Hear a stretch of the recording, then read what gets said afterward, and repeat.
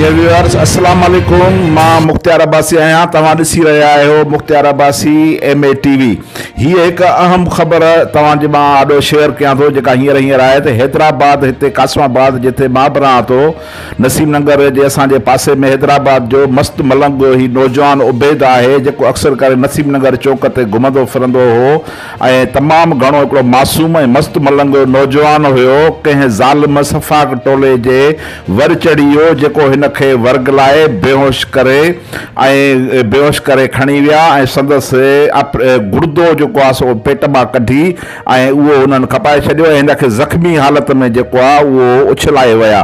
ऐं हीउ नौजवान जेको आहे हाणे उहो ज़िंदगी ऐं मौत जी कशमकश में गुज़ारे थो पियो। हीउ केॾो जेको आहे सो ज़ुल्म आहे त पंहिंजो को बि माण्हू जेको आहे सो उहो उनखे तहफ़ुज़ कोन्हे को। हीअ हेॾी वॾी बेहयाई हेॾी वॾी ज़लालत हीउ जेको मस्त मलंग माण्हू आहे वतंदो हो सॼो ॾींहुं वीचारो जेको आहे सो घुमंदो हो हिते नसीम नगर चौक में हिते घुमंदो वतंदो हो ऐं तमामु हिकिड़ो मासूम माण्हू हो, ॾाढो मलंग माण्हू हो।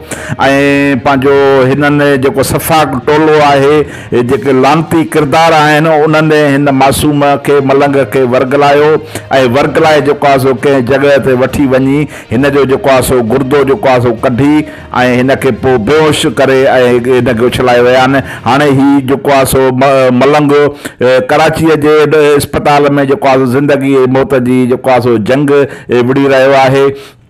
ख़बर नाहे त ज़िंदगी उन सां केतिरो साथ ॾींदी। असां सभु दुआ था कयूं त ख़ुदा करे हिन जी ज़िंदगी बचे।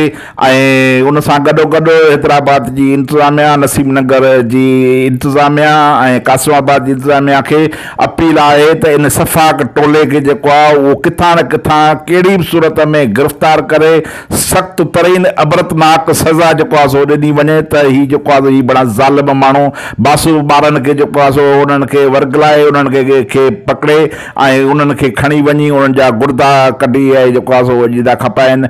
हिन खां वधीक जेको आहे सो बेहयाई ज़लालत ऐं कमीनाइप जेको आहे सो ॿी कहिड़ी थी सघे थी त हीउ मलंग माण्हू वीचारो जेको आहे सो हिते नसीम नगर चौक ते घुमंदो वतंदो हो ऐं हींअर उहो जेको आहे सो हिकिड़ो ग़रीब माण्हू आहे, सफ़ा मिसकीन माण्हू आहे ऐं उनजी हींअर छा हालत हूंदी उनजे वारसनि सां ॿियनि सां। तंहिंजे करे हिन ते हैदराबाद जी इंतिज़ामिया खे हिन मामले ते सख़्तु स्टैंड वठणु खपे ताकी जेको आहे सो हिन मासूम खे मलंग खे इंसाफ़ मिले ऐं कोई हिन जो तदारक थिए ऐं हिन जो सरकारी बुनियादनि ते तुर्त इलाजु कयो वञे। हीउ तमामु घणो हिसास मामिलो आहे। तव्हांजी महिरबानी, थैंक यू। उमेदु आहे त हिन खे शेयर कंदा वीडियो खे।